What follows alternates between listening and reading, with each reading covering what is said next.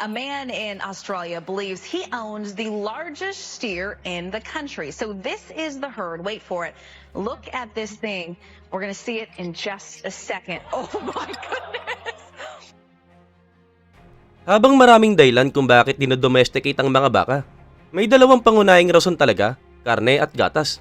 At pagdating sa mga hayop na yan, may ilang baka na talagang sobrang laki na parang nalalabing kamag-anak ng mga sinaunang halimaw.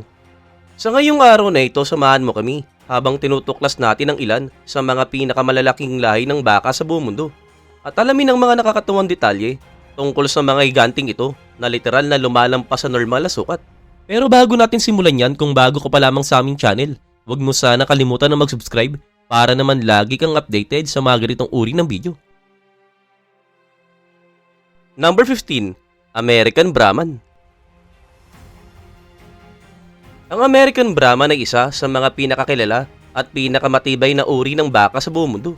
Sila ay kilala sa malalaking umbok sa kanilang balikat, mahabang nakalawit na tenga, at sa katawan nilang likas na ginawa para tiisin ang matinding init at humidity. Mayroong special na balat ang Brahman na mahusay magpawis, kaya naman mabilis nilang nare-regulate ang init ng katawan. Yung umbok naman sa likod nila ay imbakan ng taba na nagiging energy reserve at nakakatulong sa pag-manage ng init, isang mahalagang katangian sa mainit na lugar. Bukod sa pagiging heat tolerant, kilala rin ng Brahman sa kanilang resistance sa peste at mga sakit, kaya paborito sila ng mga magsasaka sa mga reyong may mahirap na kondisyon. Kahit sa matinding sitwasyon, nananatili silang malusog at produktibo. Pagdating naman sa presyo, malaki ang agwat depende sa edad, quality at pedigree. Karaniwang naglalaro ang halaga ng isang Brahman mula $5,000 hanggang $25,000 at minsan mas mataas pa para sa mga premium bloodlines. Number 14. The Gujarati. Ang Gujarat o Gujarati cow ay nagmula sa India at kilalang kilala dahil sa kanilang lakas, tibay at pagiging maasahan. Hindi man sila pinaka-artistahin pagdating sa itsura, pambihira naman ang kanilang functionality at resilience. Mayroon silang makinis na itim at puting balahibo na nagbibigay ng formal at elegante nilang itsura. Subalit ang totoong halaga nila ay nasa tibay ng katawan, kakayahang mag-survive at ang kanilang pagiging praktikal sa pang-araw-araw na gawain sa bukid. Dahil sa tropical climate ng India, sanay ang Gujarat sa matinding init at humidity. Malaki ang sukat nila, ang mga inahin ay kadalasang nasa 500 hanggang 550 kg, habang ang mga toro naman ay umaabot ng 900 kg. Dahil dito, kaya nilang gampanan ng maraming uri ng trabaho mula sa gatasan hanggang sa pagbuhat o draft work. Ang mga baka na ito ay kilala rin sa mataas na milk production at sa kanilang kalma at friendly na ugali. Kaya paborito sila ng mga magsasaka na naghahanap ng dependable na dairy breed. Kung plano mong bumili ng Gujarat, kailangan mong maganda ng humigit kumulang $115,000. Patunay lamang kung gaano sila kahalaga bilang matibay at versatile na hayop na kayang mabuhay kahit sa mahihirap na kondisyon. Number 13. The Angus Cow. Ang Angus ay isa sa mga pinakakilala at pinakaprestiyosong beef cattle sa buong mundo. Sikat sila dahil sa napakaganda na quality ng karne, lalo na ang rich marbling na nagbibigay ng lambot at malinamnam na lasa, kaya pambida sila sa mga steakhouse. Originally galing Scotland, madaling makilala ang Angus dahil sa makintab na itim na balahibo, bagaman may ilan na Red Angus.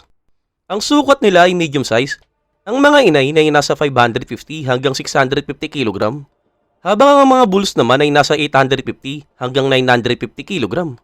Ang laki ng katawan nila at ganda ng marbling ang dahilan kung bakit itinuturing silang premium beef breed. Pagdating sa presyo, hindi biro ang halaga ng Angus. Ang quality Angus bull ay kadalasang nasa $5,000 hanggang $8,000. Subalit kapag top tier genetics na, umaabot sila sa kakaibang presyo. Isang halimbawa ang sikat na bull na si HA Cowboy Up 545 na naibenta sa auction ng halos $350,000. Ipinapakita lamang nito kung gaano kataas ang value ng breed na ito sa mundo ng cattle farming. Number 12. The GB Cow.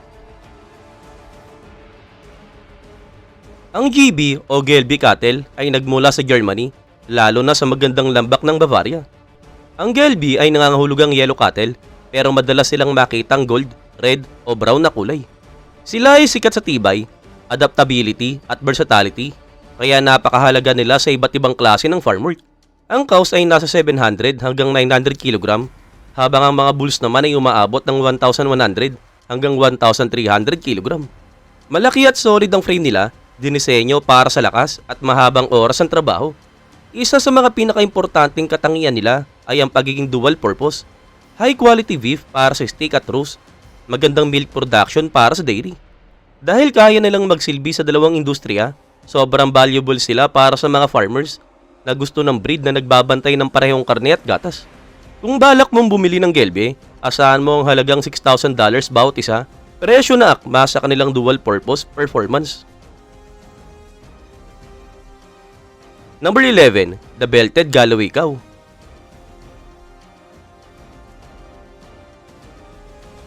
Ang belted Galloway o mas kilala bilang Belties ay isa sa mga pinakamadaling makilala dahil sa kanilang kakaibang itsura. Isang puting sintron sa gitna ng kanilang itim na katawan na parang nakatoksido. Nagmula sila sa Scotland at medium-sized na breed. Timbang ng adults 450 hanggang 700 kg. Pero hindi lamang sila basta magandang tingnan. Ang kakaiba nilang coat ay nagliligtas sa kanila sa matinding lamig at harsh weather, kaya kilala sila sa hardiness at resilience. Pagdating sa karne, mataas ang quality nito, malambot, flavorful at premium. Kaya favorite sila ng mga beef producers na gusto ng kombinasyon ng ganda at performance. Sa presyo naman, ang hindi registered na Belty ay nasa $1,000. Pero ang registered bulls na may magandang pedigree ay umaabot ng $4,000 pataas. Depende pa ito sa breed quality at edad. Dahil sa unique na itsura at high quality beef, itinuturing na luxury cattle ang belted Galloway. Isang breed na talagang stand out sa kahit anong herd. Number 10, the Charolais cow. Ang Charolais cow ay isa sa mga pinakamatanda at pinakasikat na cattle breed sa France at sa buong mundo. Kilala sila sa laki, tibay at kakaibang quality ng karne. Umaabot sila ng 1,100 kg at sa France pa lang ay mayroong 1.8 million Charolais cattle, kalahati ng beef cattle population ng bansa at 1/4 ng buong Europa. Sikat ang Charolais dahil sa malaking yield ng karne at sa high quality cuts na nakukuha mula sa kanila. Kapag kinrossbreed, lalo pang gumaganda ang carcass weight at percentage ng premium cuts. Malaking bonus pa ang mababang production cost dahil sa efficient feeding at mechanized system. Madali silang makilala dahil sa kanilang cream white coat, malapad ang katawan at matipunong muscle, parang modelo ng isang rural fashion magazine. Karaniwang nasa 700 hanggang 900 kg ang cows, habang ang bulls naman ay umaabot ng 1,100 hanggang 1,200 kg. Sila ay kilala sa bilis tumaba at impressive muscle development, dahilan kung bakit sila isa sa mga pinakapaborito ng beef producers. Ang karne ng Charolais ay lean, malambot at flavorful, kaya mataas ang demand sa merkado. Kung gusto mong magdagdag ng Charolais sa herd mo, maganda ka na ng humigit kumulang $4,000 kada isa. Bukod sa pagpapaganda ng itsura ng iyong farm, panalo ka pa sa consistent, high quality beef, tunay na kombinasyon ng French flair at agricultural excellence. Number 9, the Basad cow. Ang Basadice o Basad ay isang breed na nagmula sa Bordeaux, France, na kung saan kilala noon bilang katuwang sa mabibigat na trabaho sa mga ubasan. Malaki sila, umaabot ang 1,100 kg at may taas na mga 1.45 meters. Dating tanyag bilang working cattle, ngayon ay malawak na kinikilala ang Basadice dahil sa magandang quality ng karne, kaya naging isa ito sa mga pinakasikat na lahi sa France. Ang pangalan nila ay mula sa sinuunang bayan ng Basas na kung saan unang ginawa ang herd book noong 1895 para mapanatili at mapaganda ang breed. Ang isa sa mga pinakamalakas sa katangian ng Basadice ay ang kanilang adaptability at resilience. Kaya nilang mabuhay sa iba't ibang kapaligiran mula sa lowland hanggang mountain pastures na umaabot ng 2,400 meters ang taas. Natural din silang resistant sa ticks at flies at hindi sila basta-basta tinatabla ng extreme heat at cold. Noong 1989, ipinadala ang kanilang breeding, semen at embryo sa England, Spain, Holland, Belgium at Australia. Pagdating sa itsura, naglalaro ang kulay nila mula dark gray hanggang light gray. Mayroon silang maliit na dark hooves, matitibay na sungay, at fine bone structure. Ang bulls ay nasa 145 cm ang taas at may timbang na 1,100 kg. Samantala ang cows naman ay nasa 140 cm at 750 kg. Ang mga guya ay pinapanganak na pale beige pero mabilis silang mag-muscle up, umaabot ng 500 kg sa loob lamang ng 12 to 14 months. Ang lahi na ito ay kilala rin bilang excellent mothers at may higit 70% sa kanilang mga calving interval na mas mababa sa 380 days. Dahil na rin sa mataas sa carcass yield, itinuturing ang Basidize bilang isa sa mga pinakamahalagang breed para sa beef production. Number 8. The Limousin. Ang Limousin ay isang lahi ng baka na siyang kilala sa sobrang lakas at matitibay na muscle. Nagmula sila sa malalamig at mabubundok na bahagi ng Limousin at Marche region sa France, kaya natural silang matatag, healthy at adaptable. Noon pa man, ginamit na ang Limousin bilang working animal, kaya napanatili nila ang lakas, resistensya at versatility na hinahanap ng mga cattle farmers. Subalit ang pinakakilala nilang katangian ay ang napakataas na meat yield, mababa ang taba at buto, lean pero meaty na karne. Dahil dito, malaki ang kill out rate. Ibig sabihin, mas malaking porsyento ng katawan nila ang nagiging premium cuts. Hindi na nakapagtataka kung bakit sila ay isa sa mga paborito ng beef producer sa buong mundo. Bukod sa meat quality, kilala rin ng Limousin sa pagiging matibay, madaling alagaan at kayang mag-adapt sa iba't ibang klima mula cold regions hanggang dry grassland. Kung naghahanap ka ng breed na malaki, efficient at mataas ang meat output, ang Limousin ay isa sa mga pinakamahusay na choices. Para naman sa malalaking ranch o sa farmers na naghahanap ng top-performing beef cattle, ang Limousin ay siguradong sulit na investment. Number 7. The Party Nice Cow. Ang Party Nice o Partan ay isa sa mga pinakamalaki at pinakamatandang cattle breed sa France. Umaabot sila ng 1.45 meters ang taas at maaaring umabot ng 1,150 kg. Nagmula sila sa Deux-Sèvres region at may mahabang kasaysayan sa French agriculture. Isa silang dual-purpose breed na dati ay ginagamit sa draft work dahil sa kanilang matibay na katawan. Subalit sila ay kilala rin sa paggawa ng high-quality milk na ginagamit sa paggawa ng mantikilya at iba pang dairy products. Sa modernong panahon, mas nakilala ang Party Nice bilang premium beef cattle. Ang kanilang karne ay lean, flavorful at mababa sa kolesterol. Kaya naman itinuturing na mas healthy beef option. Bagaman hindi sila kasing dami ng ibang French breed tulad ng Charolais o Limousin, malaki pa rin ang ambag nila sa industriya. Ang kombinasyon ng milk production, draftability at high quality beef ang dahilan kung bakit sila ay nananatili na mahalagang breed hanggang sa ngayon. Number 6. The Maillard Cow. Ang Maillard ay isang sikat na dairy breed mula sa France. Sila ay isa sa pundasyon ng French dairy industry, lalo na sa pagdating sa paggawa ng premium cheese. Ang Montbéliarde cow ay kayang mag-produce ng humigit kumulang 7,400 liters ng milk per year at maaari silang tumimbang ng hanggang 1,200 kg at umabot sa 1.45 meters ang taas. Ang gatas nila ay sikat dahil sa mataas na kappa-casein B content, isang protein na napakahalaga sa cheese making. Dahil dito, ginagamit ang kanilang gatas sa paggawa ng kakaibang mga keso.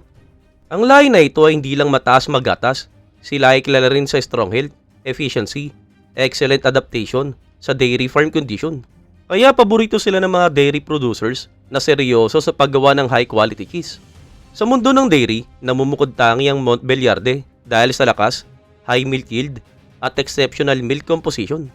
Hindi nakakagulat na marami sa mga pinakamahusay na French cheeses ay galing sa gatas nila. Number 5. German Angus. Ang German Angus ay isa sa mga pinakamalaki na cattle breed sa Germany, isang tunay na higante sa mundo ng mga baka. Umaabot sila ng 1.5 meters ang taas at maaaring tumimbang ng hanggang 1,200 kg. Nabuo ang breed noong 1950s sa pamamagitan ng pag-crossbreed sa Aberdeen Angus at iba pang native German cattle. Ang layunin, gumawa ng malaki, walang sungay, mabait ang ugali, madaling alagaan, at higit sa lahat, mataas ang quality ng karne na mababa sa taba. Karamihan sa German Angus ay ginagamit para sa premium beef production. Ang kanilang karne ay kilala sa lean, malinis ang lasa at mababa ang fat content. Bukod sa beef, ginagamit din sila sa vegetation control at bilang suckler cows. dahil sa kalma at gentle nilang disposition. Ang kombinasyon ng laki, bait at efficiency nila ang dahilan kung bakit patuloy silang popular sa modernong farming system. Ang breed na ito ay dinevelop para pagsamahin ng excellent meat quality at madaling pangasiwaan at doon sila tunay na nagtagumpay. Number 4. Glan Cattle. Ang Glan Cattle na nagmula sa Rhineland-Palatinate region ng Germany ay original na pinalaki bilang isang multi-purpose breed.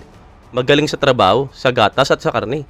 Subalit sa modern na panahon, mas kilala na sila ngayon bilang beef cattle. Umaabot sila ng 1.45 meters ang taas at hanggang 1,200 kg ang timbang, malaki at matatag na hayop. Subalit sa kabila ng kanilang potensyal, ang Glan Cattle ay isa sa mga nanganganib na maubos na lahi sa Germany. Unti-unti silang nawawala dahil sa hindi tugma ang kanilang itsura sa modern breeding standards. Hindi sila show-type cattle at mas pinipili ng farmers ang iba pang mas kilalang breeds. May mga pagsisikap na maibalik sila subalit talagang napakabagal ang proseso. Sa ngayon, buhay pa rin ang Glan Cattle, subalit talagang bihira, limitado at bihira makita sa malalaking bukirin. Ang historical importance at unique traits nila ay madalas natatabunan ng kanilang kakaunting populasyon. Gayunpaman, pinahahalagaan sila ng mga breeders na gustong mapanatili ang mga lumang lahi na mayroong heritage value at solid beef output. Number 3. Maine Anjou. Ang Maine Anjou ay isa sa mga pinakamalaki na lahi ng baka mula sa Anjou region sa France. Kilala sa napakalaking katawan, kapal ng kalamnan at pagiging napakahusay para sa parehong gatas at karne. Umaabot sila ng hanggang 1,400 kilo kaya hindi nakapagtataka kung bakit itinuturing silang heavyweight sa mundo ng cattle breed. Noong unang panahon, sila ay paborito ng mga French farmers dahil malaki ang kita kahit malaki ang lupang pag-aalagaan. Mabilis silang magpalaki ng kalamnan, mabilis tumaba at sobrang epesyente sa pagkain. Perfect para sa mas gustong masulit ang bawat metro ng farm. Bagamat medyo unpredictable ang mga toro, ang mga inahing Maine Anjou naman ay may mahusay na maternal instinct. Malakas silang maggatas kaya malusog at mabilis lumaki ang kanilang mga guya. Sa ngayon, mataas pa rin ang demand sa mga Maine Anjou, lalo na sa premium beef production. Malaki, mabilis tumaba, madaling palakihin, at mahusay mag-alaga ng anak, kaya hanggang ngayon, top choice pa rin sila ng maraming mag-isaka na naghahanap ng mataas na kita at siguradong quality. Number 2. South Devon. Tinatawag na Gentle Giant, ang South Devon ang pinakamalaking native cattle breed sa buong Great Britain.